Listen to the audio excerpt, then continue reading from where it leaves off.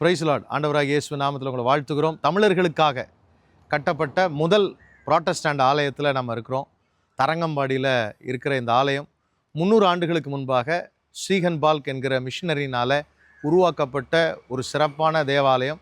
New Jerusalem search, புதிய எருசலேம் சபை என்று எல்லா மக்களும் அதில் இருக்கணும் அப்படின்ற எண்ணத்தோடு கூட, எல்லா ஜாதி மக்களும் ஒரே இடத்துல கர்த்தரை ஆராதிக்கணுன்ற எண்ணத்தோடு கூட கட்டப்பட்ட, தமிழர்கள் உள்ளே நுழைய அனுமதி பெற்ற முதல் புராட்டஸ்டாண்ட் தேவாலயம் இது.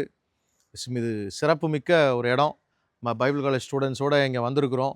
ஆண்டவருக்காக எதையாகிலும் செய்யும்போது அது நிலச்சிருக்கிற மாதிரி செய்யணும். 300 வருஷமாக நிற்கிற மாதிரி ஒரு வெறும் 14 வருஷம் ஊழியம் செஞ்ச ஸ்டீகன் பால்கால் ஒரு ஆலயத்தை கட்ட முடிஞ்சதுன்னா, நாம் செய்கிற ஊழியங்களோ நாம் செய்கிற காரியங்களோ நம்முடைய தலைமுறையோடு முடிந்து விடுறதா இருக்கக்கூடாது. காலங்களை கடந்து நிற்கணும்.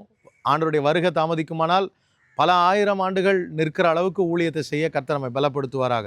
God bless you.